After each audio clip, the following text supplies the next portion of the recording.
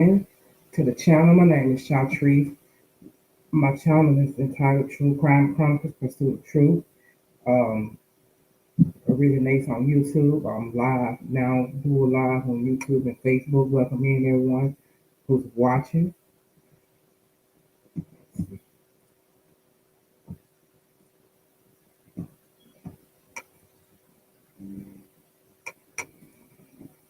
Okay, looks like it is pop live. I'm trying to make sure it's pop live over here.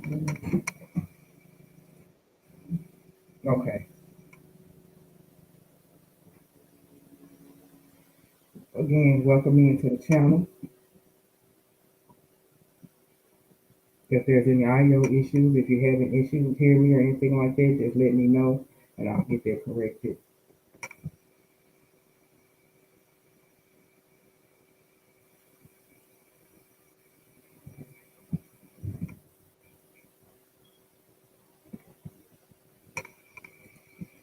Okay. Again, welcome in. Today we're going to be discussing the case of Fontae Buelow. He was arrested. Let's see.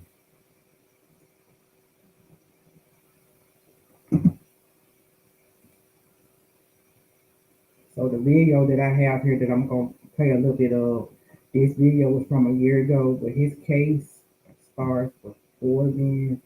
Let's see. Okay, so this happened March 2017. He was arrested shortly after everything happened, charged in her death, was convicted. However, before we get to that conviction and all the twists and turns that happened with that case, I'm gonna play just a little bit of this video just so y'all can see exactly what it is I'm referring to about what happened. And we'll go into more details of because this video covers a lot of the information, but I want to give a more of a breakdown of what's going on in his case since. And I just started freaking out. If you're not arresting me, get me the out here. I'm gonna freak out, dude. This is the exact moment Fontae Buelow realized his life would change forever. Oh my God, I'm freaking out!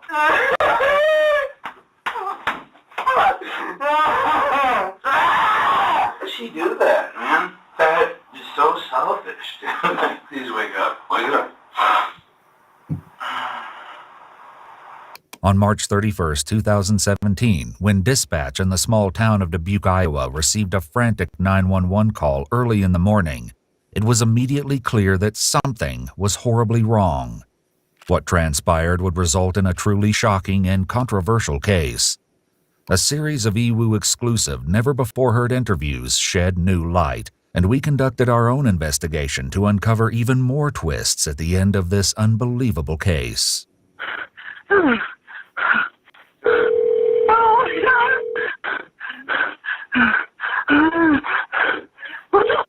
Answer the phone! 911! Answer the phone! Hey! I need a cab! I need a 871 came right now! I got a suspect stab right now, please! Okay, please! listen to me. Okay. 870 came! 870 came! 870 came! 870 came! Okay, listen to me. Please! Please! You didn't answer my questions. Where are they stabbed? It doesn't matter! Tell me! 870 came! In the stomach! Okay. Come on, man! Tell him! Stop talking to me and tell him!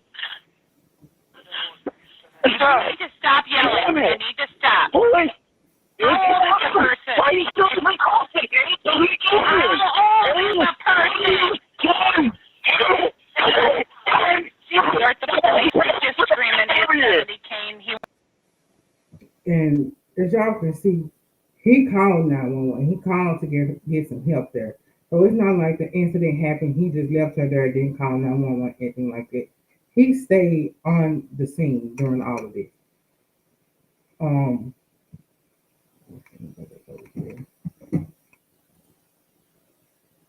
Sorry, just a moment. But yeah, he stayed on the scene.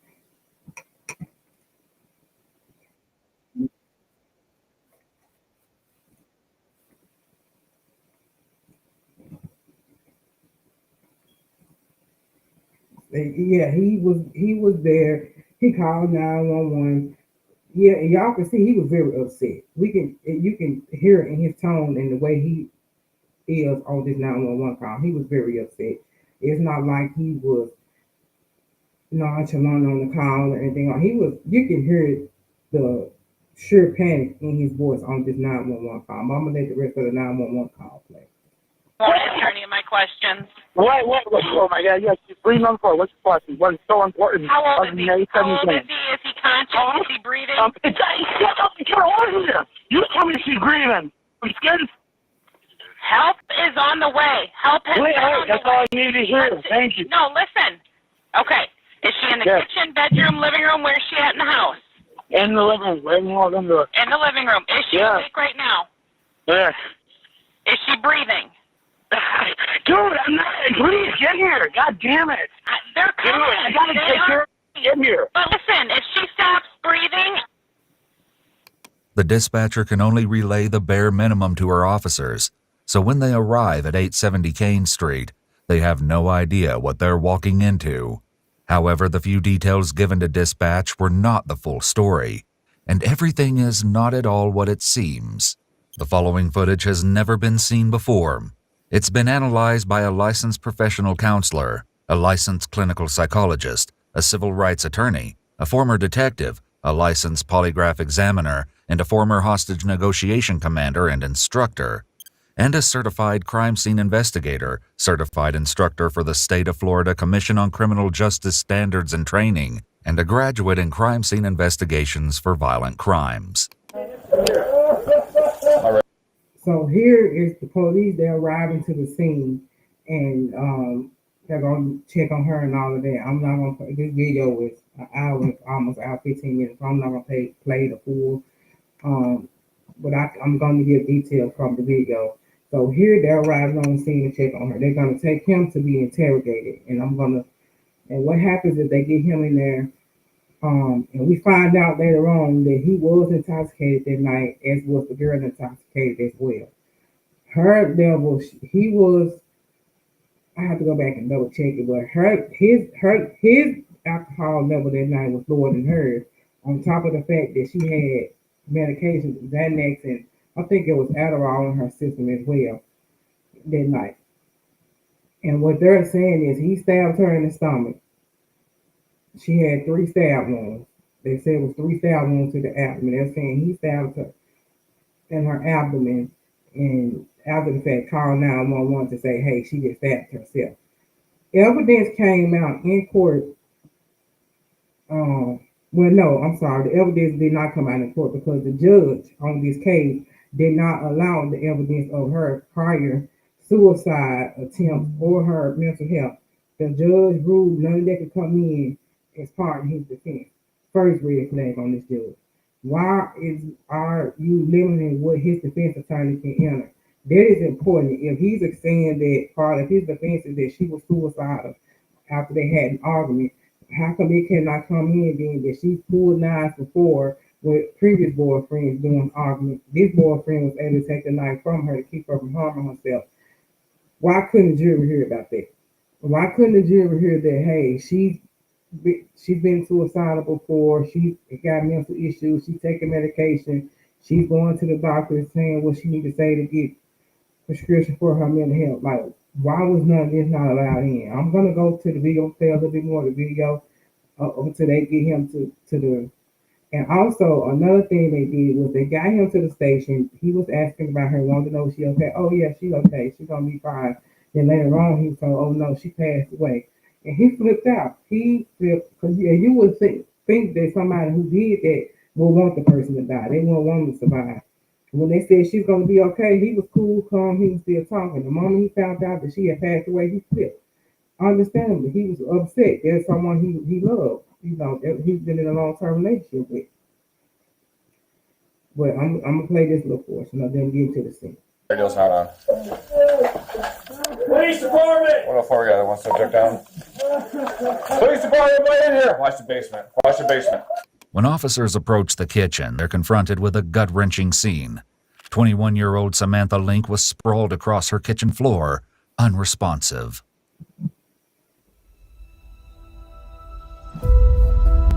EVE Online is a vast universe. And as they kneel beside Sam, they can't immediately find the source of her bleeding, and they can't find a pulse. One party, code 1, response to female. I got nothing here. I'm starting CPR. Get a med bag real quick.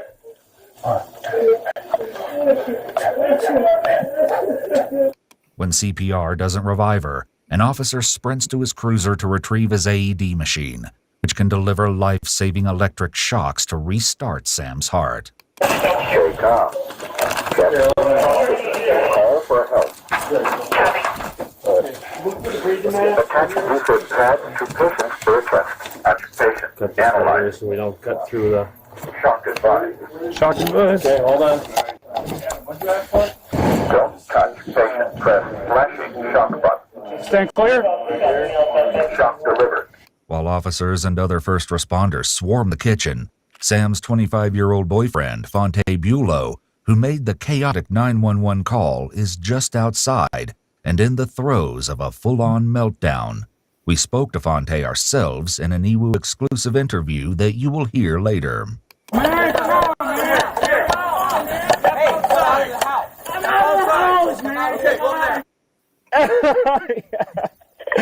Dude, it was please get the ambulance here. I don't see anybody except you guys. Can you please get an ambulance? We have them on the way. Stand up. I know. I thought you guys. Stand up. God. Stand up for it. Yeah, dude. After what just happened, adrenaline has completely taken over. Before authorities can start any questioning, they know they'll have to wait until Fontae can compose himself. In the meantime, Fontae struggles to come to grips with what's happening. Yeah, no charges on me. I just seen some stuff. Come on, man. Yeah, carry out. Oh, we're not resist. Can you carry me a different way? Just walk. I can't. Like, look. Can you walk like this? Let's go. Not a bad guy. Just seen some stuff. You got anything on you? No, dude. I'm not. All right. Take a seat. I am. I'm cooperating with you. I just seen some stuff. I hope you understand. I do. No, you don't. I don't have one criminal charge against me. Okay, can you please relax. Relax. I'm gonna talk to you, okay? When, man? Right now. Was she dead? Come on, man. Is anybody hearing me? Do you know what's going on? Stop. Stay in the car. Stay in the car. I'm gonna talk to you, okay? She's getting help right now. Is she okay? Yes. Ambulance is here. Medical staff is here. She's okay. She's okay. Thank you, man. As Fontae gives police bits and pieces of information, a rough story starts to emerge. What started as a fun night out led to an alcohol-fueled spat between the couple. I'm arguing with her, and it's the final straw. I'm like, dude, we're done. She's just like not trying to hear it because she never thought I would go that far, but it is, dude. It is. What am I looking like? Look right now. You know what I mean? Over with. But soon, a simple argument escalated into the unthinkable. So she's up there, and I'm like, I'm done. And she just stabbed herself in the stomach, dude. She stabbed herself? Yes. Why did she stab herself, do you think? Because she is upset with me. One of the few clear things Fontae had been able to share over the 911 call was this. Before I send any of my units in there, I need to know where the knife is, who stabbed them, if they're breathing. Do you know any of that? It's me and her. We're in an argument. Okay. She is depressed and stabbed herself. She is not right in the head. In the chilling aftermath of the events that morning, detectives find themselves untangling a disturbing story, and they will soon uncover that it's far more twisted than things first appear. In 2017, Sam Link was working as a certified nursing assistant, helping families in need. She was a celebrated local soccer player and known amongst her friends as an outgoing person. Fontae was a football and basketball athlete throughout school and shared Sam's love of sports. Everyone really loved Fontae, everyone gravitated towards him. So I've known Fontae for almost 20 years.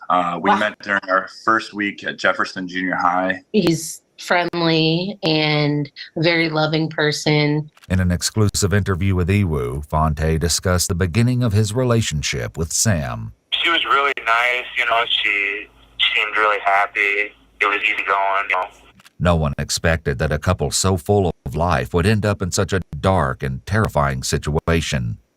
As first responders work to save Sam's life, police bring Fontae back to the station to answer a few questions.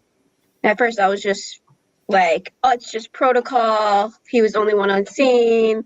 But once he's had a few moments alone to catch his breath, his behavior is curious to say the least.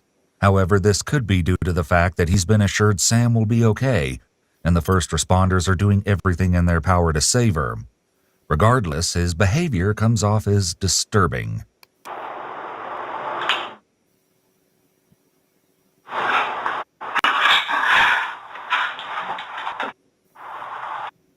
Every month, this Airbnb pays me in semi-passive income. Now, here's the thing. I don't own it, and I don't... And I got blood on my... So at this point, he's gotten to the station, and they're going to start the interview with him and everything like that. But we're not going to watch the whole entire video. Like I said, because the video was over an hour, and it's like an hour and 15 minutes long.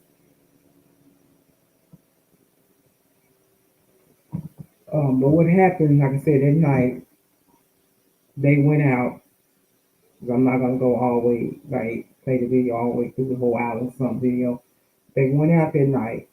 They had a spat while they were out with friends, the argument or whatever. They finally left together, left the establishment together that they were at. They had been drinking and everything. They went back home. They were living together at his house, his place.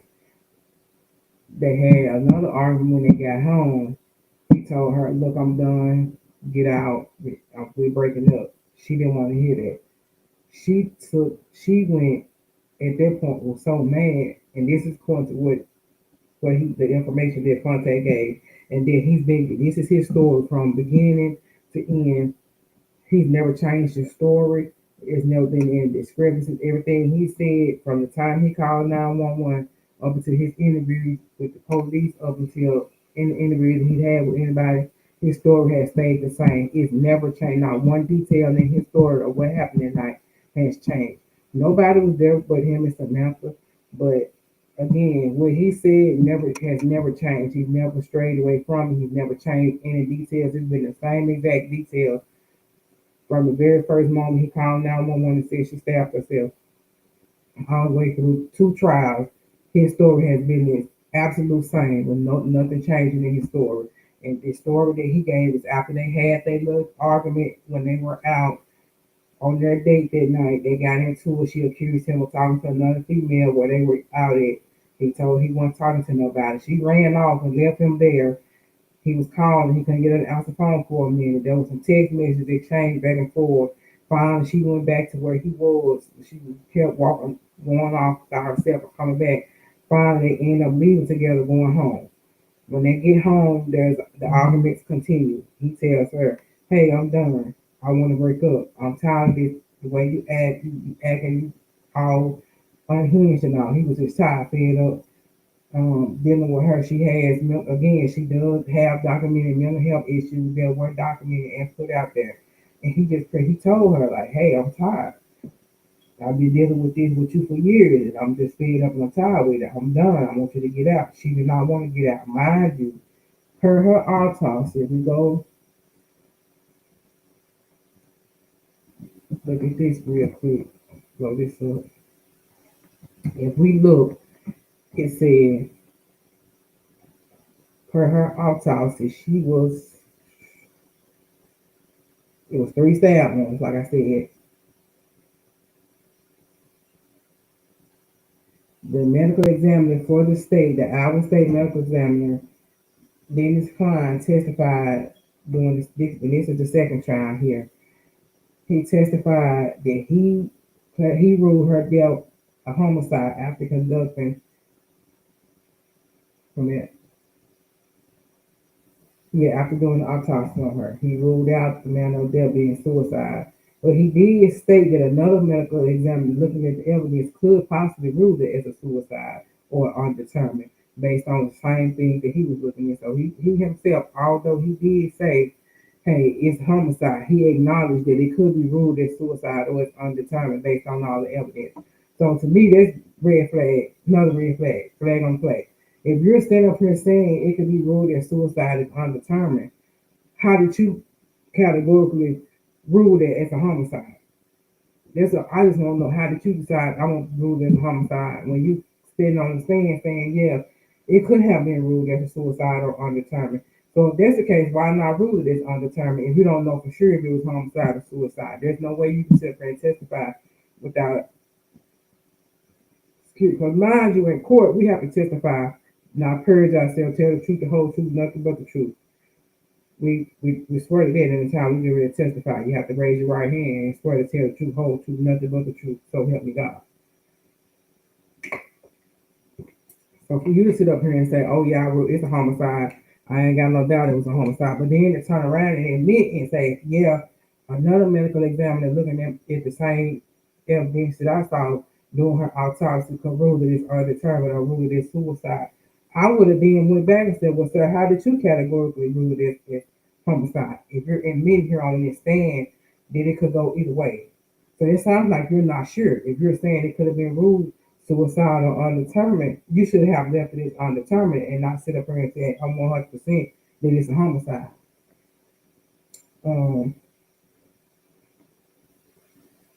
He says that what prompted his homicide determination was clothes, the evidence on the clothing, how deep her wound, and the other wounds on her body. And he testified that she was stabbed again 3 times, and the other 3 stab wounds, she had one that, no, I'm sorry, 2 of them out of the 3 were fatal. So basically what he's saying is no way she would have been able to stab herself 3 times when 2 of them were fatal. But mind you, we don't know what order those stab wounds came in. There's no way for nobody to know. All we know is, according to Fontae, she took the knife and plunged it in her stomach. The first one could have been superficial. The second one could have went in and hit her lung, and she still went back with the third one and pierced her heart. And those 2 are the ones that were fatal. We just don't know what order those wounds happened in. So that's why, again, back to the medical examiner when he says, yeah, it could be ruled this way. Because, yeah, there's no way to know what order she received those wounds in to categorically say, yes, this is a homicide. Yes, she didn't stab herself because the first one would have took her out. She wouldn't have been able to stab herself 2 more times. Because we don't know the first one took her out. Because, again, it was 3 stab wounds. And the dude said he wants to stab herself all 3 times. So, and then to top it off, her blood alcohol level. Oh, let me go back. So one pierced her heart, like I said, it was more than 5 inches deep, and the other one hit her lung, and it was 4 inches deep. Mind you, like I said, we don't know what order these wounds came in. The very first one that he said was not fatal, that was superstitious. We don't know if that one, because the suit, like I said, she could have hit herself in the stomach the first time and snatched it back out and went in again and hit her lung, come back out, and hit the third one and hit her heart. We don't know.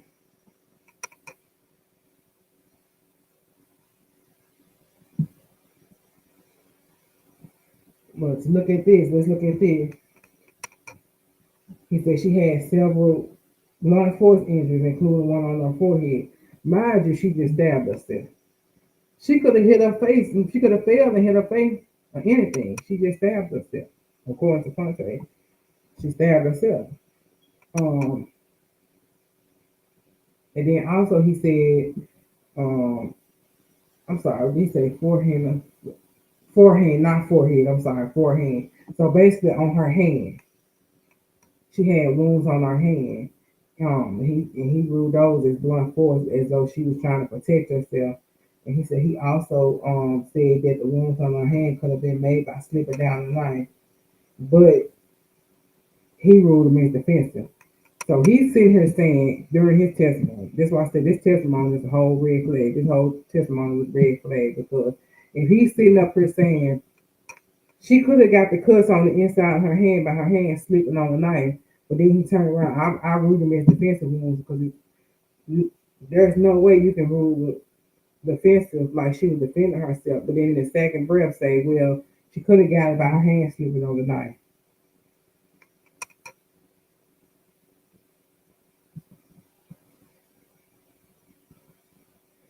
Like I said, everything with this situation was all over the place. Starting with how they had, and I didn't play the whole video of the interrogation because it's just him in the interrogation room for several hours talking to them, and they're quit. He's upset for a lot of the time, crying and stuff. Once they told him she had passed away, but I am gonna go back in just a minute and show y'all the parts that are important of the video that I have where it talks about the trial as well. But I just want to put this out here as well.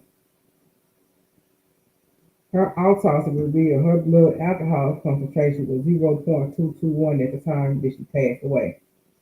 The legal limit in hour is 0.08. She also tested positive for cocaine, THC, and Prozac. So she not only was she drinking, but she was smoking, doing cocaine, and had Prozac in her system.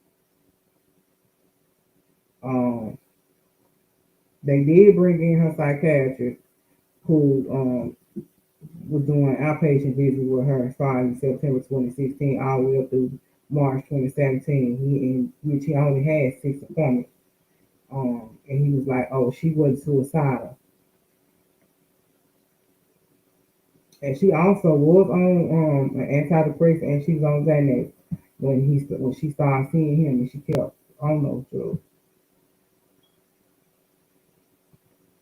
Her last visit with the psychiatrist was March 29th, which was 48 hours or less than 48 hours prior to when all this took place and her passing away.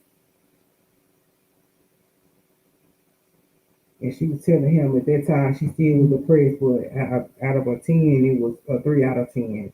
And before the visit before that, it was a 4 out of 10. But she also was telling people that, hey, I go in there and tell him what I want.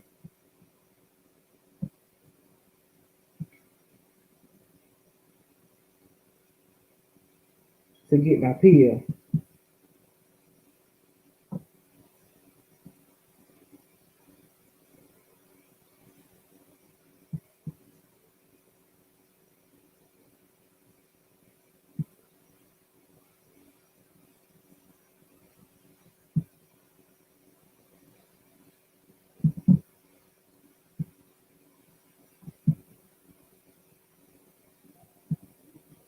Sorry about that. Sorry about the pause.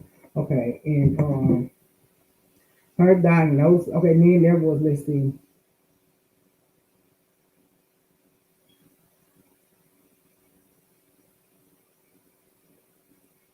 So, and there were medical records before he treated her, and then there was a record from July 2016 showed that she was trying to get in sooner than what the appointment she had with him. Her appointment.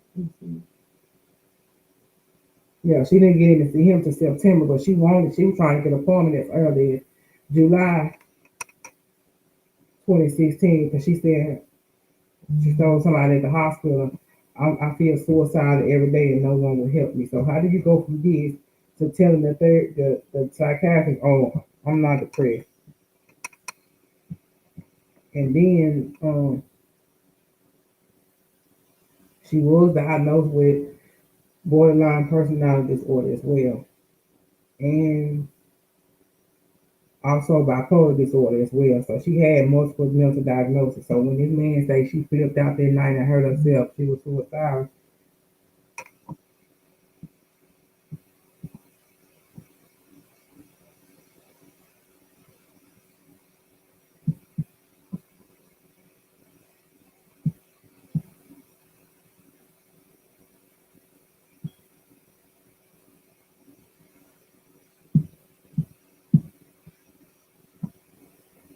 Let's see.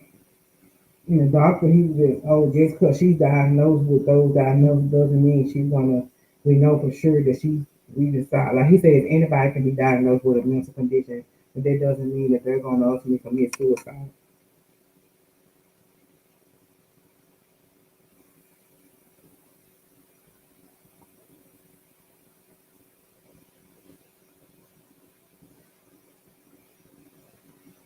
And then this was something else that they looked at, blood spatter. So they were trying to say, looking at the little blood spatter that was on his shirt, the blood stains, it could have been that he was close to her or cars up to 10 feet away from her when the blood began to spatter. So they couldn't conclusively say if he was near her or far away based on the blood on his shirt. That was another red flag.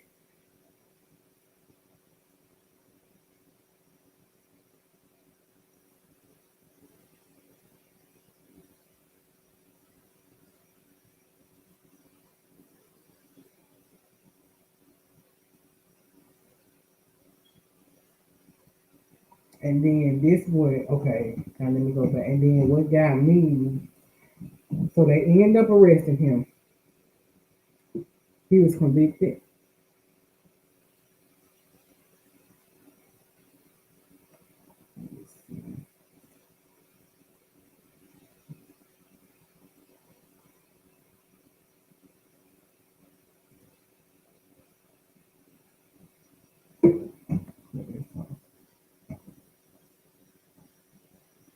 So his original conviction was second-degree murder, and he was sentenced to 50 years in prison.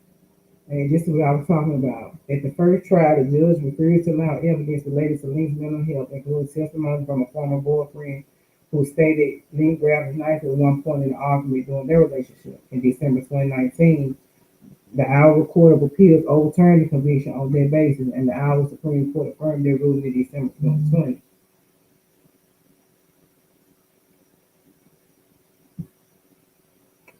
And they clearly stated that the fact that she had mental health diagnosis and a suicidal attempt from before is definitely relevant information to whether or not she took her own life that night. It's not something to say it's not relevant. He was retried again, and he was found guilty again of second-degree murder. But this is where I'm coming to with this right here. So yes, he was tried again. Let me go there.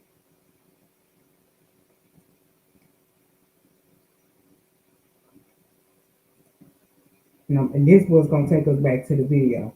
So he was tried the first time, found guilty. And this where I'm in now with this. This what I'm here to talk about, to pursue the truth, getting down to the nitty gritty. This is what this channel is about, pursuing the truth and everything. So let me share this tab.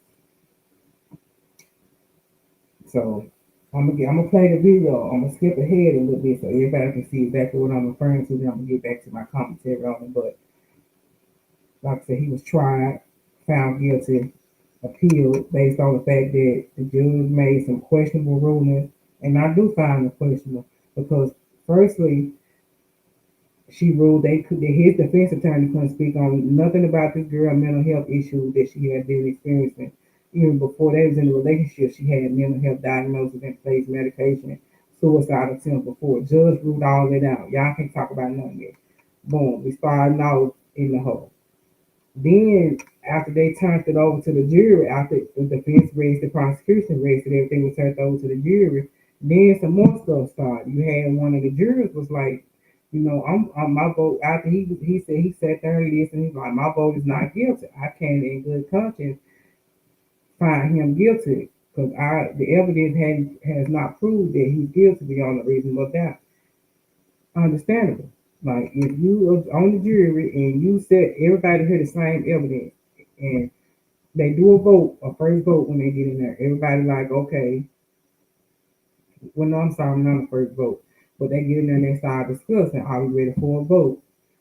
Yes, we can vote, no, we're not. In his instance, he was like, he went in there and in his mind was thinking, yeah, he's guilty, oh boy, guilty, but then as they sat back in the jury room and went over the evidence and everything, in his mind, he started going, oh no, now he might not be guilty. And so when they did do their first vote, he was like, no, I can't vote guilty. And it was not only him, it was him and another lady. Both were like, no, we can't vote guilty. He's not guilty. None of this evidence has proved beyond a reasonable doubt that this man is guilty. Okay, then arguments all that ensued in the jury room to the point that it was so loud in there that the bailiff that was standing outside of the door, standing and watch, because they always have to have a person stand outside the door while the jury deliberate, make sure nobody's going in there that don't belong, anything like that. They heard the bailiffs on the outside of the door, the policemen, the bailiffs showed what they had standing watch, came back and was like, it's getting kind of heated in there. It was very loud. So when the judge gets the note that it's a hung jury, she tells them, no, keep at it. Y'all gonna keep going. We're gonna get a verdict. Then she gets the note. Then a note comes in from Miss Jones, which I'm gonna get to that shortly.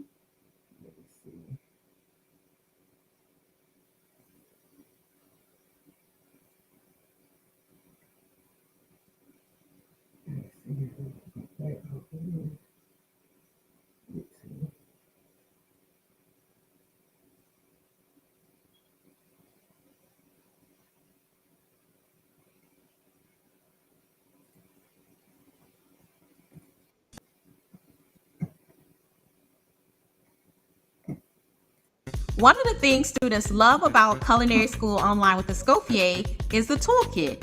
And it just came out like that. Like what I meant was trying to say On the monitor. After providing Sam with CPR and AED support for almost 10 minutes, they were still unable to detect a heartbeat. So at 2:32 a.m., first responders called her time of death. Okay, before I keep going with the video, I want to say this real quick. So, right here, they call her time of death. But back to what I was speaking on. I was speaking on the fact of the jury. So a letter goes out to the jury. This guy tells the judge, hey, it's a lot of hostility here. Basically, there's a lot of hostility. We're trying to be forced to make a decision. We're not like he wrote a letter to the judge expressing his disdain for everything that was going on with the jury box. After he sends the judge this letter, they're called back into the courtroom and told, ask questions and all that, and then he's excused from the jury. He's removed. I think they replaced him, and I want to say one or two other people. After they're replaced, she sends them back to do some more deliberating. They come up with a guilty verdict.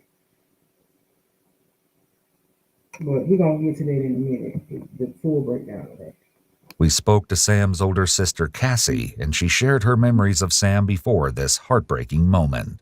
Sam was my younger sister, but she was always bigger, faster, smarter than me. She was something else. She loved animals, dogs and cats especially. She loved caring for other people.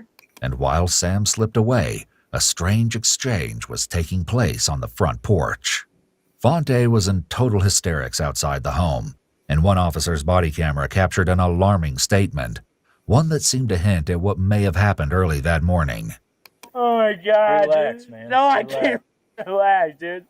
She just stabbed herself in the stomach over nothing, dude. I called you guys so long ago, and there's still not an ambulance. There's on the floor, dude. Relax. Hey, yeah, you relax.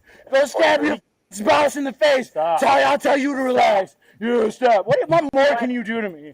Physical evidence from the scene suggested Fontae's hair-raising comment may have been more than jumbled words in a moment of distress. However, in our interview, Fontae addresses his seemingly chilling statement to police in front of the house. at the time, I didn't know that police had to come and make sure the scene was safe for, ambulance and first responders. I felt like no one was helping her, and if I was just weak and just didn't have, anything left, they kept telling me to stand up, and I just eventually just exploded, and I just told them, I'll stab your spouse in the face and you try and relax. And I didn't say that because I hurt anyone or did anything. I just had so many different emotions, and it just came out like that. What I meant was trying to say to them was you have something like this happen to you and you try to stand up and relax. The toxicology report showed that Sam had a blood alcohol level of 0.22, as well as Xanax, Prozac, marijuana, benzodiazepine, and cocaine in her system. Drinking alcohol while taking certain medication can be very dangerous. Xanax and Prozac are nervous system depressants. When combined with alcohol, Xanax can greatly increase the chances of severe impairments, including sedation, blackouts, and even seizures. It also can cause the person to become out of control and display anxiety, depression, mood swings, or aggression. When Xanax is mixed with alcohol, it also takes a lot less alcohol for the person to get intoxicated. Additionally, alcohol interferes with the effectiveness of antidepressant medications. So if Sam was drinking regularly, and especially if she's drinking several drinks at a time, her antidepressants, specifically Prozac, were likely not working the way they should. Mixing Prozac and cocaine can increase the risk of serotonin syndrome, a potentially life-threatening condition characterized by agitation, confusion, rapid heart rate, high blood pressure, and hyperthermia. Combining substances is very dangerous and unpredictable. In the kitchen, a suspicious dent in the dishwasher near Sam's body suggested a struggle took place. As for Sam, she was visibly disheveled. Both of her boots were kicked off her feet, and her hair was pulled out of her ponytail. She also sustained multiple injuries, including a large bruise on her forehead, injuries to her scalp, and bruising on her nose and inside of her mouth. 2 long, deep cuts were present on the back of her right hand. According to the medical examiner, these were indicative of self-defense, but this has been the subject of some debate. Sam also had scratch marks on her stomach, several small injuries to her lower body, and a total of 19 abrasions on her left chest. A shocking piece of evidence will soon be revealed that might explain some of these injuries. Whatever happened, it was violent. But Fontae's family isn't convinced he did anything but defend himself. There was some evidence that he had pushed her, but he had to get her off of him because she was biting through her cheek, his cheek. What if you can create your own website by saying, "This is what I want"? With Wix, you can. In our conversation with Fontae, he shares more details about what happened in the basement as he and Sam argued. I said, just leave, like, get out of my house, please, and I was cussing at her, and, calling her names and stuff like that. I'm not proud of, but I was just really frustrated. Not long after that, she stood up like she was going to leave, and she just started punching me in the face. I was screaming at her, and she just keeps trying to punch me, so we're wrestling around, and eventually I get off of her, and I have, like, her hands bent down.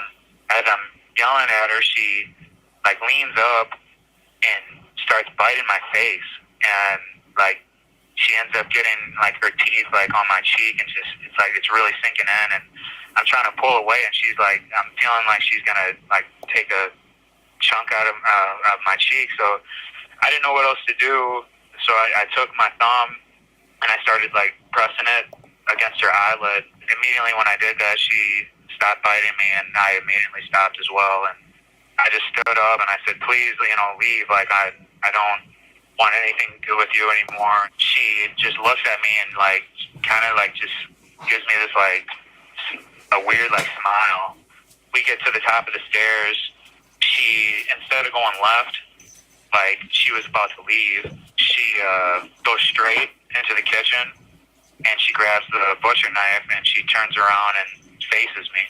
And instead of coming after me, she takes the knife, and she stabs herself, which I thought was in her stomach, but it was actually in her, like, sternum, like, chest area. And it looked like she went, like, halfway in, and then more in. And I just completely panicked. But the main aggressor in the argument isn't the only subject of debate. There's also the issue of the knife. The blade that Sam supposedly stabbed herself with was found 10 feet from her body on the living room carpet. In order for the knife to land in the living room, Sam would have to muster the energy to fling the blade into the next room as she bled out. 2 of Sam's 3 stab wounds fully punctured her chest, with the knife plunging into her heart and her right lung. Court documents describe both wounds as independently fatal, both rendering her incapacitated immediately. But this claim begs the question, would it be possible for Sam to puncture her chest fatally at least 2 times? One expert weighing in on Sam's case stated that multiple stab wounds were found in 0% of self-inflicted deaths. However, the study was limited to a review of blade wounds for only a 10-year period, and only in Vermont. The The medical examiner also explained that trajectory of the knife was important. In Sam's case, the orientation of the stab wounds were either oblique or vertical, which is rare when self-inflicted, as it forces someone to hold the knife at an awkward angle. It's important to note that despite these claims, professional opinions still vary. In the same Vermont study referenced by experts in this case, researchers noted that circumstantial evidence plays a crucial role in determining who caused blade wounds, as no characteristics they studied were surefire signs of homicide or self-infliction. Additionally, there are many other cases where people had similar wounds and did not die instantaneously. According to WHO estimates, approximately 1.6% to 3% of self-inflicted deaths were performed with a bladed weapon. For example, a 30-year-old man was found dead in his flat with more than 40 stab wounds to his neck, chest, and abdomen. These wounds were arranged in isolated groups, within which they showed similar directions and had a transverse orientation. It appeared that, like Sam, the man consumed cocaine, and all of his wounds were self-inflicted. Another example is that of a 72-year-old woman who was found dead in her bedroom with a 4-centimeter vertical stab wound in the abdomen, similar to Sam's. A blood-covered knife was found in the top drawer of her bedside table, along with bloodstains in every room of her apartment, consistent with long-lasting physical activity after self-stabbing. In another shocking case, a 44-year-old man stabbed himself in the heart with a kitchen knife and then ate lunch with his aunt before dying. Research shows that death can be delayed after vascular trauma like Sam's, so it's nearly impossible to be precise about the estimated length of survival time following fatal injuries like hers. An unusually shaped blood stain found near Sam's body seemed to mimic that of the large knife, suggesting the blade may have fallen beside her right hand. But court documents argue that the blood stain in question came from Sam's right hand, which smeared across the floor as first responders moved her body to render aid.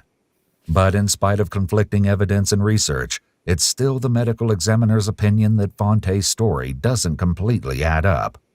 Fontae argues that there's more to this scene than meets the eye. If I was the one who grabbed the knife, why would Samantha switch places with me and put herself into a corner?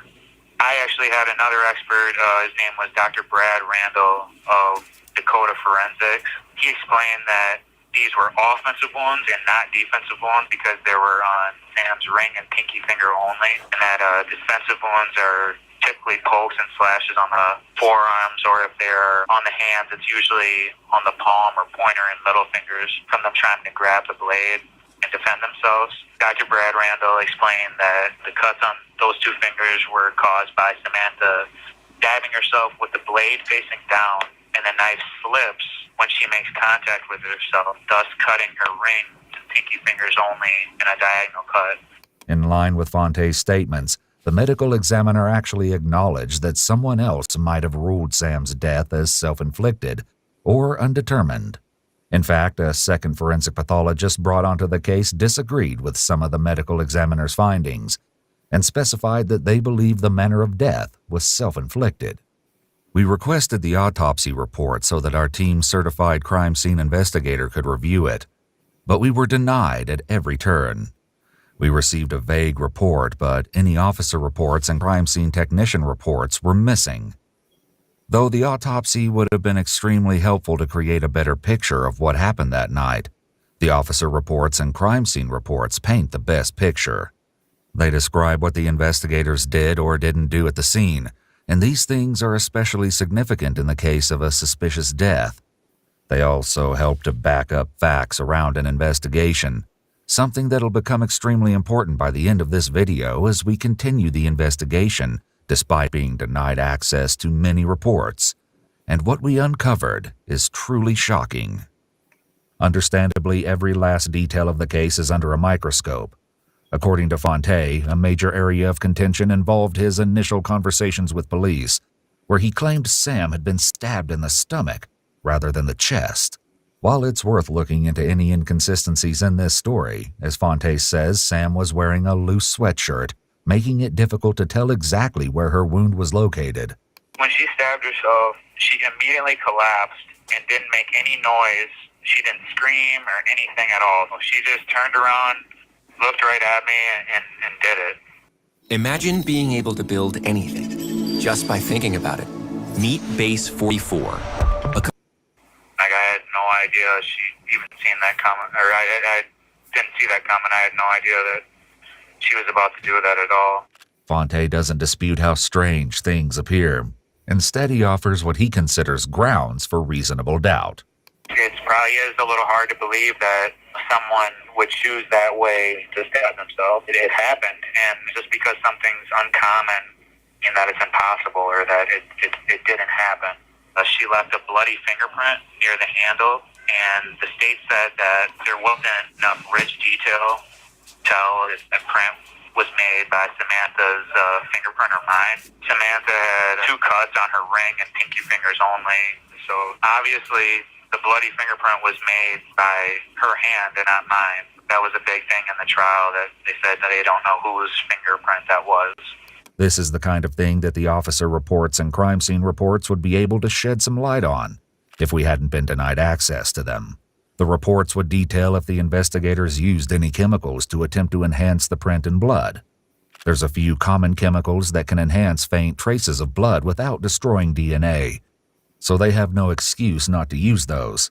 For example, they could have used a chemical called aqueous amido black, a water-based protein dye stain that enhances faint traces of blood, typically used for development of latent or patent prints. This could have helped to determine whose finger the print actually belonged to, something crucial to the case. The police swabbed all the sinks and bathtubs, and they found that I didn't wash my hands or anything like that. There was no gloves found. It's also worth noting what appears to be the same hoodie Fontae was wearing earlier, as seen on CCTV, was found in the house. However, it doesn't appear that it was even collected as evidence or tested for blood residue. If I was the one who stabbed Samantha, I would need to be very, very close to her. But the blood spatter on the floor was very much out of reach and distance from Samantha's body. So if I was in fact the one holding the knife, how would that blood spatter on the floor several feet away be behind me? It would have hit me, and it would have been on my t-shirt. There was no forensic evidence found to show that Fontae ever touched the knife. A blood spatter expert also stated that the small amount of blood on Fontae's t-shirt could have been deposited even if he was standing 10 feet away from Sam. As for the location of the knife, there's no clear answers, only questions. Yeah, to this day, I do not know. I mean, when I was calling 911, I know that I was running back and forth. We talked about maybe, did I kick it? I don't believe that I kicked it. 8 to 10 feet is a distance, but it's not, extremely far. It could have bounced or anything like that. It was on like a tile floor. We also discussed the possibility of when the paramedics came in, they said that the scene was very chaotic, and I wondered if maybe one of them accidentally kicked it too. A lot of different things could have happened. In any case, police weren't willing to let Fontae leave interrogation without more answers. We're going to thank my mom. You guys better thank my mom. I'm going nuts. Arrest me. Okay, we're not going to arrest you right now. Yeah. But I just want to put these on just so, okay? No. Just so we can get some fresh air. Okay? Yeah. Now keep in mind, right now you're not under arrest, okay? You're making me feel like it. Somebody just killed because of me. I'm explaining. And you want to put me in handcuffs. Man, can you let my hands? I promise I won't do nothing. We got it this... I know. I was freaking out. Come on, man, please. You're bigger than me. Why did she do that, man? That is so selfish, dude. They really hit me at, you know what I mean? No, I'll see you. No, dude.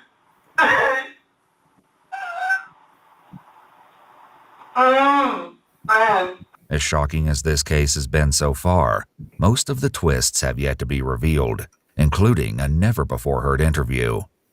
Things are about to really go off the rails. I'm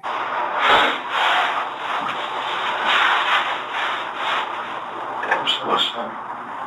I loved you so much. I forgive you, baby. I can't believe.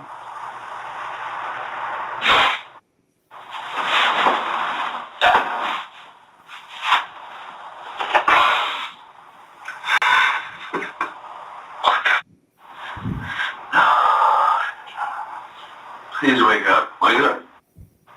Please come back. Please, Sam.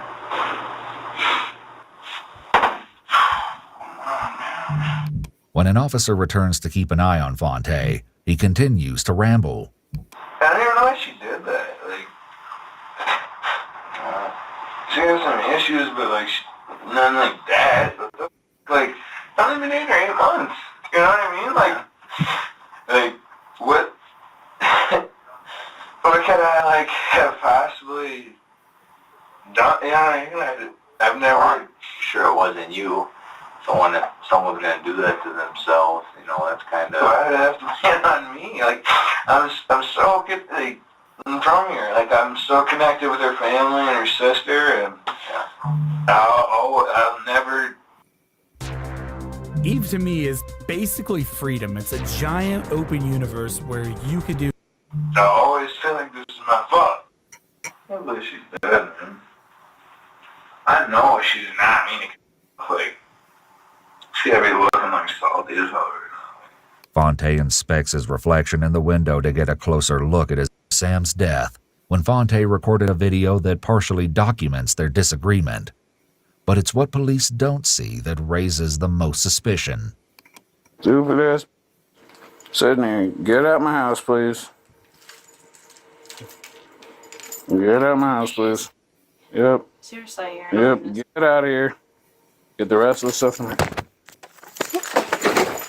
Don't get dumb. Okay? Don't ever get dumb. You can get out right now.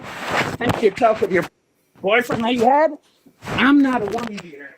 In this video, there were no visible injuries to Sam's nose and forehead, suggesting she sustained them right before she died. While this video looks damning to some, Fontae's friends and family notice something different. Instead of damning proof of an attack, they see it as grounds for reasonable doubt. When Sam comes running at him and he's laughing and he's saying, "I'm not your ex-boyfriend. I don't hurt girls. I don't do that. Like, I'm not him."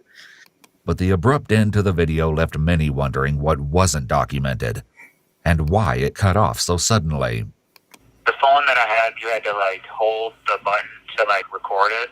Kind of like a Snapchat kind of scenario. When she came at me, she first punched me in the face and I just dropped the phone. To be honest, I'm not sure why I started recording it, and I think I just wanted her to leave. I knew that probably was going to irritate her. Meanwhile, the disbelief some of Sam's family first felt about Fontae's guilt gradually began to shift. After the evidence came out, it all made sense, and I completely believe that he did it. Fontae's interrogation ends soon after, but just before officers take him away, he leaves authorities with some curious final words. What could seriously happen worse than this? If you have something, then let me know. That's pretty bad. I'll never forgive myself. Despite his interrogation coming to an end, some of the most shocking details were yet to be uncovered. Ultimately, the impact of Sam's death would be vast, transforming the lives of countless friends and family members entirely. Yeah, so the evening that Samantha passed away, is one that will always be in my mind. It's a tragedy. Like I said, Samantha was a young girl. She was 21 years old.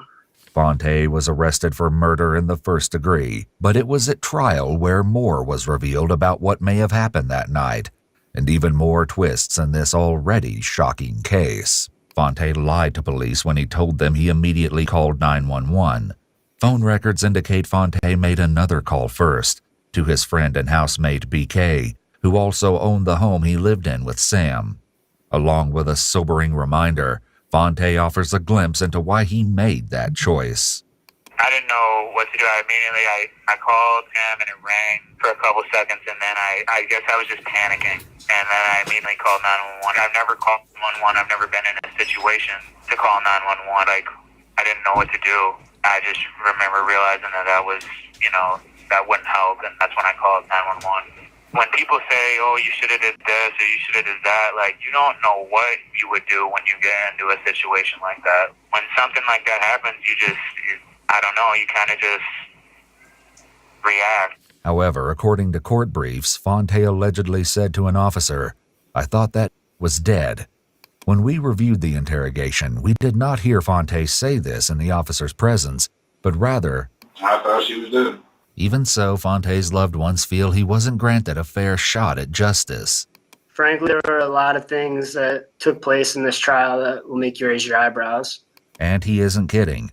Through our own investigation into this twisted case, we uncovered even more unbelievable details, including a shocking, never-before-heard interview with a jury member. Innocent till proven guilty just didn't seem like much of the case here. Like, I understand how hard it is to wrap your head around somebody doing that to themselves, but the lack of investigating before charging him forced their hand to kind of do whatever it takes to save face. Fontae stands firm in his belief that authorities had their minds made up about him. They completely didn't believe me from the very beginning. They immediately assumed that this was a homicide. They did no investigation whatsoever. We spoke to a verified source deeply involved with the case. They wished to remain anonymous in order to avoid putting their business at risk. Allegedly, when they raised questions about the nature of Sam's wounds, the police followed this person and warned them to back off. They also claimed that the town of Dubuque, Iowa is allegedly corrupt and mob-run. He actually ended up being followed by one of the police officers, and he ended up pulling over and having a conversation with him. According to Fontae, Sam also showed a predisposition toward violent acts, and allegedly had a history that contradicts her older sister's statements about Sam's passive nature. He shares his recollection of an alleged fight between Sam and Cassie. Sam's actually beaten her up multiple times on record. Cassie actually had to lock herself into her own room in her own house, and she busted down the door and beat her up. I mean, there's a lot of times where she was confrontational. We asked Cassie about this alleged incident, and she had this to say, quote, "Nothing like that ever happened when Fontae was around. I believe he's trying to make Sam look like the bad person in this story. Sam and I argued at times like sisters do, but we were always very close and didn't fight often. She got physical with me once, but Fontae wasn't there." At trial, Sam's mental health records were excluded as evidence. Fontae's friend Ricky shared more about the trial. Fontae had to waive his right between either a speedy trial or being able to cross-examine all the jurors. He had to pick one. You have the right to both, so that was weird.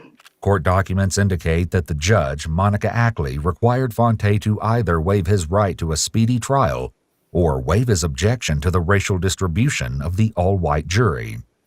During jury deliberations, a court officer stated that the jurors were arguing so loudly they could hear them from outside the jury room. In an exclusive EWU interview, Andrew, a holdout juror, explained his position. And this is the juror that I was telling y'all about that came forth and talked about how he felt while they were deliberating. And he's the one that actually got removed from the jury and replaced. We can hear his side now. And as y'all can see, there was another red flag, the judge saying either you're going to have a speedy trial or you're going to waive your right to the jury. Like, that's not right. The law states you have the right to have a jury before your peers. It's stated in law. That is the law. You have a right to a speedy trial, and you also have a right to be tried in front of a jury of your peers, is what it states. So how she was able to pull it off, I don't know. There was blatant misconduct from the beginning. But let's hear from this juror. And upon reflection, Andrew didn't think things looked good for Fontae before the jury was even selected. I looked around the room. There's like 200 or a little more than 200 people to select from a jury pool. I said, he's the only black person in this room. Why is Airbnb paying me $20,000 a month? I'm going to show you a new way to potentially make money. Andrew admits he was initially very skeptical of Fontae, but he was willing to keep an open mind. A lot of people just assumed, like I did, when I saw that there was a dead girl and he's being accused of stabbing her, and I'm like, oh, yeah, he killed her. After that first day of trial, I said, I believe he killed her, Lord, but I said, I'll give him the benefit of the doubt. I'll pay attention to what goes on in the trial, and we'll go from there. As the trial went on, I became less and less convinced that he actually killed her. Andrew's logic. The evidence presented wasn't compelling enough to say anything for certain. Among other things, he took issue with some of Sam's injuries. So the guy that did the autopsy, when they asked him about the cuts on his hand, he didn't explain it. He just said those are defensive wounds. And when I saw where the cuts were on her fingers, I was like, that's not consistent with him stabbing her. You know, if you're being stabbed in the chest, your hands are going to instinctively fly in front of your chest to try and block the knife. You would have cuts on your hands other than where she had those cuts. See, he just dismissed it out of hand. I'm like, well, you didn't think that through very much. I mean, this was a serious matter. There was a dead girl, and he's being accused of murder. And, you know, I took it very seriously. And according to Andrew, the judge left no question as to what the jurors were charged with deciding. It was made very clear that if you have reasonable doubt, then you cannot convict. But allegedly, any sense of cooperation among the jurors quickly dissipated at the first sign of conflict. I told the other jurors, I said, you know, I've paid very close attention to what's been going on in there. And I said, based upon everything I've seen and heard, I can't convict this man. And that's when immediately the other juror said, well, if everybody's like you, then nobody would be in prison. And right there, they set the tone for the rest of that deliberation.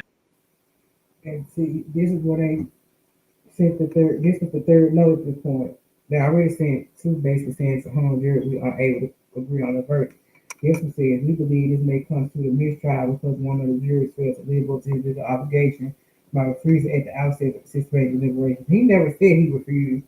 He just let them know from the beginning that this is where I'm at. This is what I see from the evidence in the trial. This is where I'm at. Looking at all the evidence, I don't believe you convict him beyond the reasonable doubt.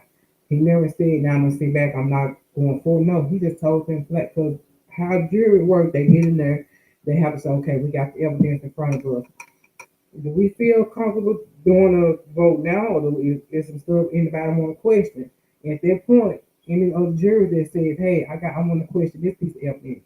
Can y'all explain this evidence to me? How y'all see this piece of evidence? And then they go around the table, give everybody a chance to explain to them what they thought of that particular piece of evidence. That's how jury deliberations go.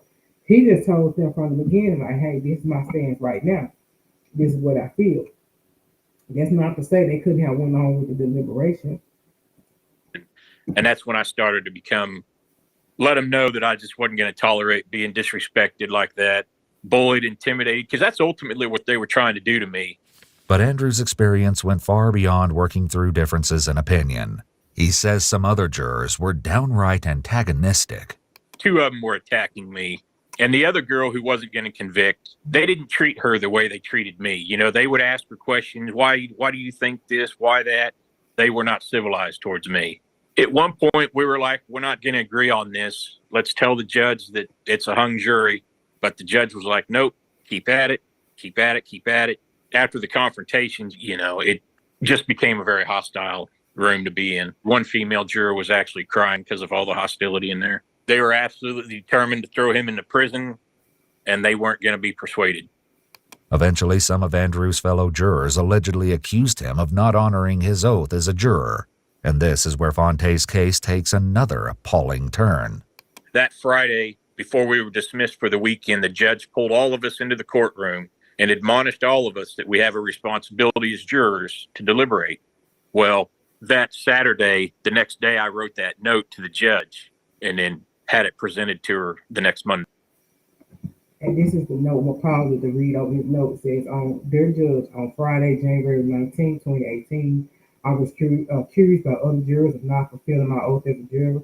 I took extreme exception and offense to this false accusation, and it led to a very loud verbal confrontation in the jury room. I take my oath as a juror very serious, and I have paid meticulous attention to the evidence and testimony presented in your courtroom. Some of the other jurors are very angry with me and resent me for not agreeing with them on the verdict. Being accused of not honoring my oath as a juror is a very serious accusation, and in my opinion, a very reckless one to make. I seriously doubt that any of the jurors are experts in the law to make such an accusation. Judge, you can trust me to base my verdict solely on the evidence and the testimony presented in your courtroom and according to the jury instructions you provided us. Under no circumstances will I base my verdict on what the other jurors are demanding of me, nor will I be harassed or coerced into a verdict that is against my will just so the jury can go home. The defendant is on trial for the most serious of crimes, and I do not take that light. I owe it to the defendant, the court, and our justice system to base my decision solely on the evidence and testimony presented in your court, not what the other jurors believe I should do. Judge, I have been ridiculed, criticized, insulted, and verbally attacked by other jurors just because of my stance in this case. Where are my rights as a juror that I should have to be subject to this sort of behavior?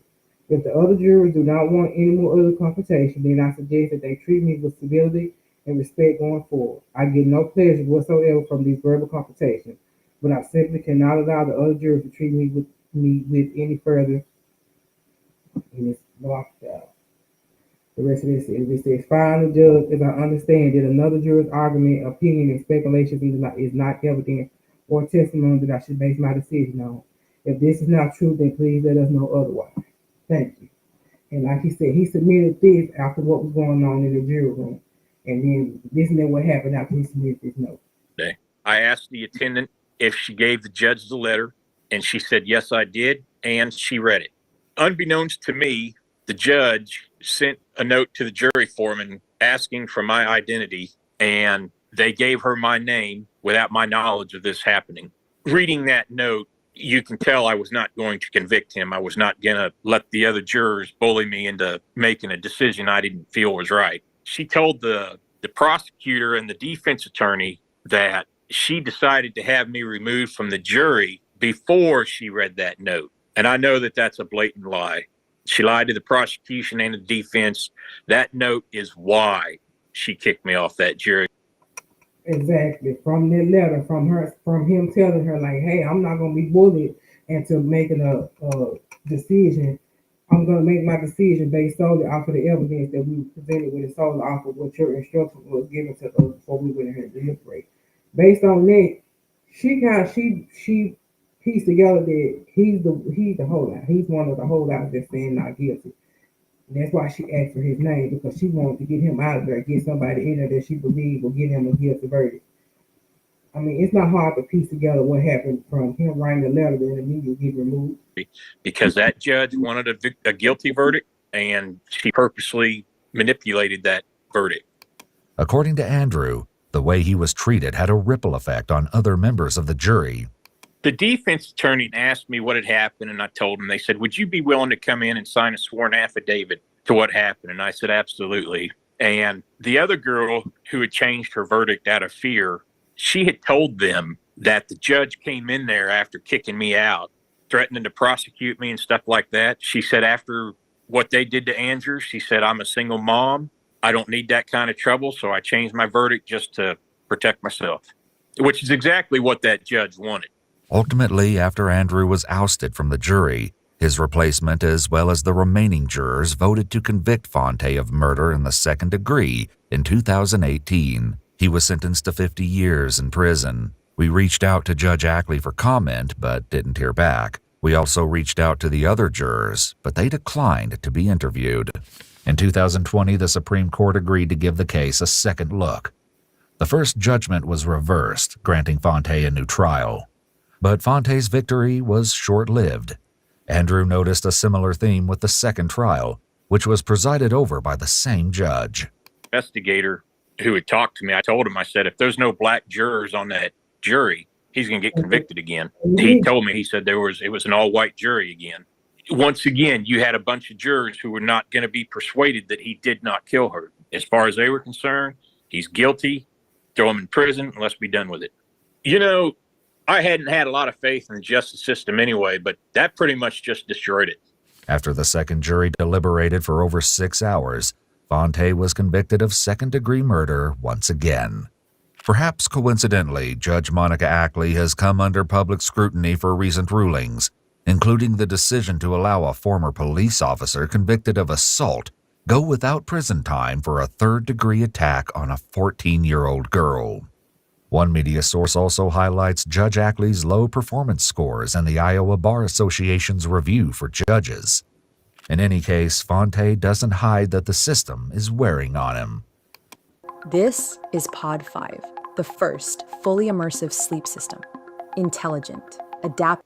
The reason I got my case overturned and the reason that I feel like we're here today is because it's seriously so unbelievable how I got convicted twice. Obviously, Sam and I had both been using drugs and alcohol that night.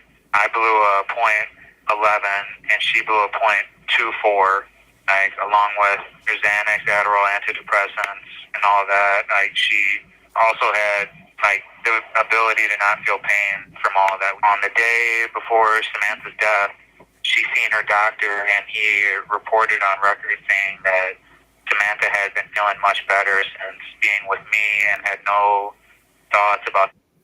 But on that exact same day, my investigators found text messages on her phone saying that she just tells her doctor what he wants to hear so she can get her Xanax and Adderall and get out of there.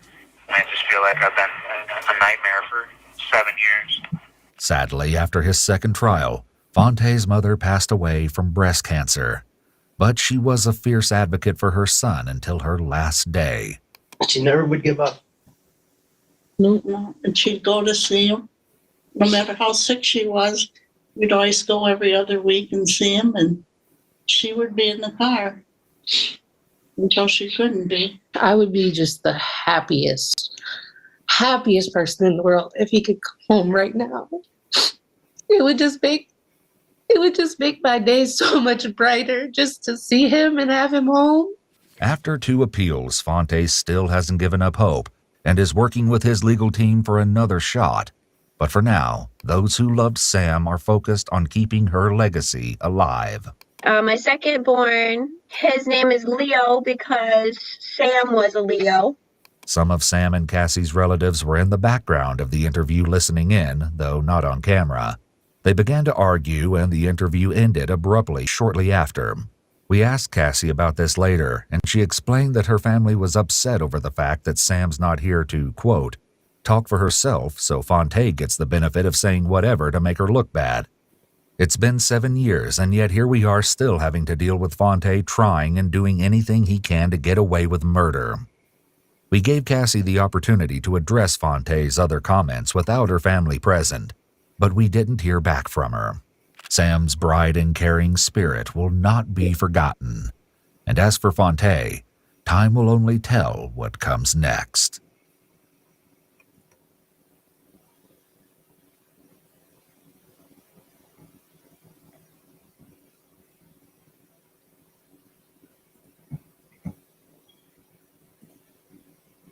So yeah, let me see.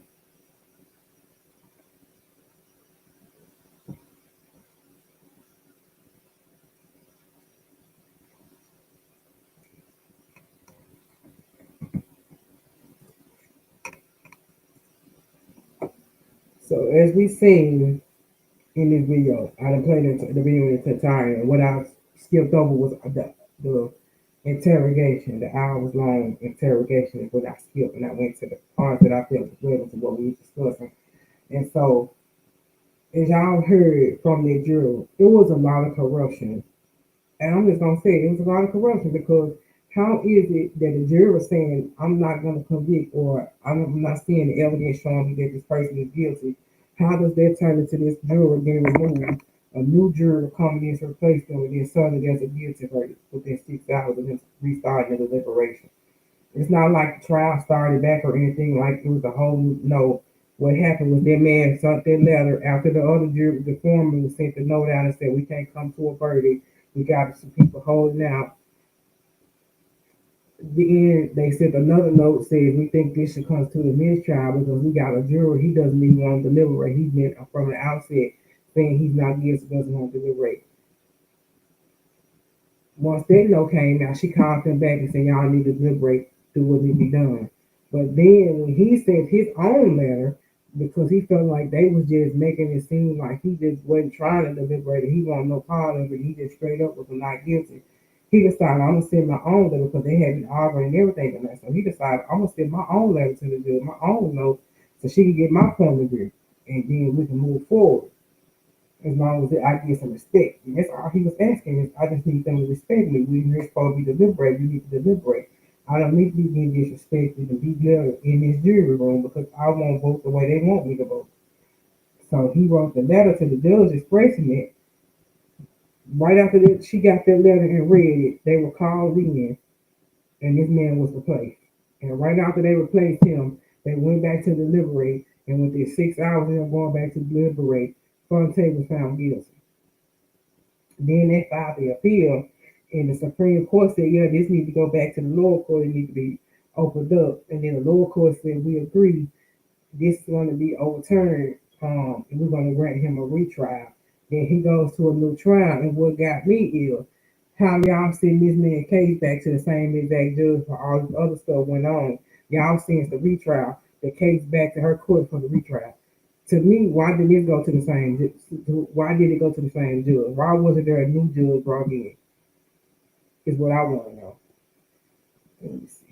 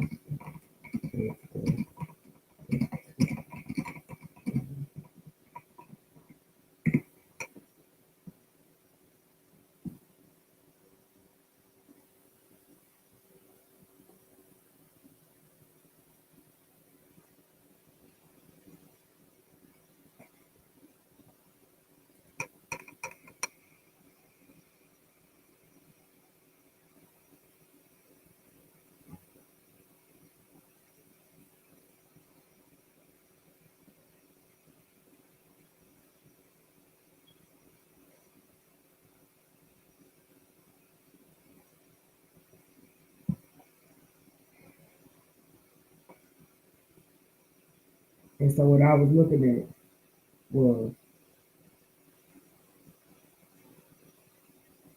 sending the trial back. Is it normal to send it back to the same judge? So it says, and I'm going to show you. When the verdict is overturned on appeal and new trial is granted, the case is sent back to the same trial court where it originated, but the new trial is not necessarily assigned to the same judge. While the case is remanded to the lower court, the decision of which judge will hear the retrial depends on the court's internal rules and processes. And so basically, it doesn't necessarily have to go back to the same judge. It can go to another judge. And in this instance, I would have thought it would have went to a different judge. After all, it was remanded back to the lower court for a retrial based on the ruling of this judge. So why then send it back to her courtroom to change? She might not be fair the second time around. She messed up. She basically had misconduct when it come down to in the first trial by not allowing certain stuff to come in that should have came in, and then on top of how she was doing with the jury. So to me, I feel like they should have tried their best to get this before another judge. I'm not saying it was on his lawyer or anything like that, because the lawyer can only do so much, you know.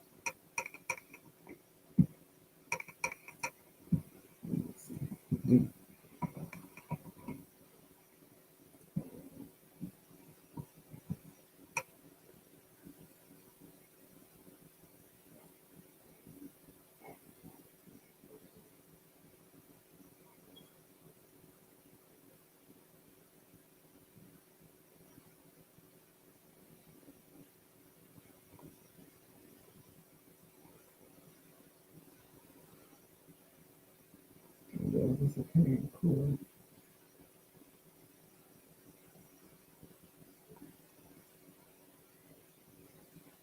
I ain't got too much on him over here. But yeah, like I said, for me, this whole thing it went kind of left. But I'm getting ready to get up off of here. I appreciate everybody tuning in. This has been another episode of True Crime Chronicles, Pursuit of the Truth. This is still ongoing because his lawyer has not given up. They're trying to file other appeals to get this back in the court.